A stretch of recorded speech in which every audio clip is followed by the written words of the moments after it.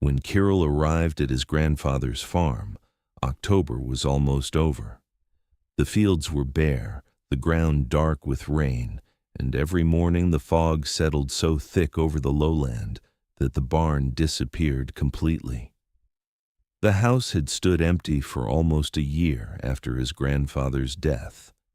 The family wanted to sell the land, but first someone had to sort through the belongings, check the roof, and start the generator. Kirill planned to stay only 3 days. On the first night, footsteps woke him. He lay still and listened, slow, heavy. Someone walked from the gate toward the barn and stopped. Then silence. He looked out the window. No one. Only fog and the dark shape of the old well. The next morning he told himself it had been wind, or maybe a cow from the neighboring field. But outside he found tracks. They began in the middle of the mud, as if someone had appeared there without coming from anywhere. The tracks led to the barn. Inside it smelled of wet wood, iron, and old hay. His grandfather's tools still hung on the far wall. Everything looked untouched for months, except for a fresh mark on the floor, as if something heavy had recently been dragged across the boards. He followed it to the far partition. That part of the barn used to hold calves. Now there was only a plain wooden wall. When he knocked on it, the sound was hollow. There was space behind it. He found a rusted hook and pried one of the boards loose. Behind it was a narrow passage leading down. A staircase disappeared underground. He stood there for a long time.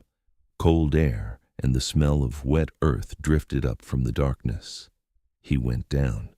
At the bottom was a low cellar, stone walls, mold, old jars on shelves, a wooden table against the far wall. His grandfather's notebook lay there.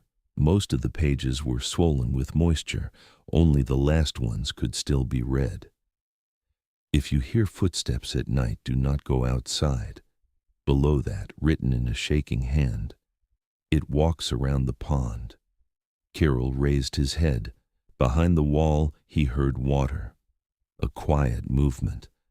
But the pond was almost 200 meters away.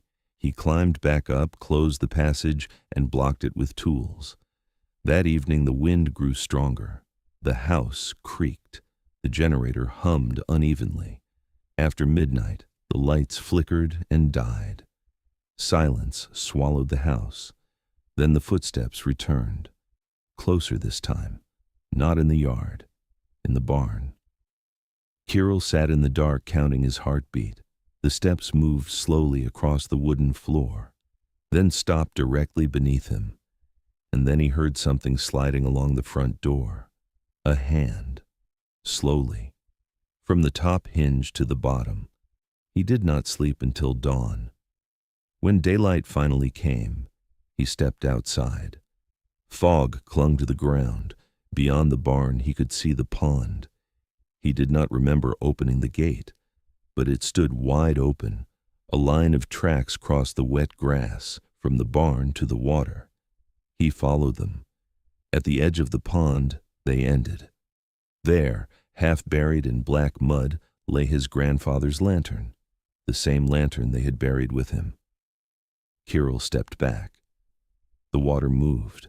Something rose from the darkness below, not a splash, not the wind. It sounded like someone underwater, slowly exhaling. He ran. He never looked back. By the time he reached the road, the sun was rising over the field. That was when he saw the muddy handprint on the passenger window. From the inside.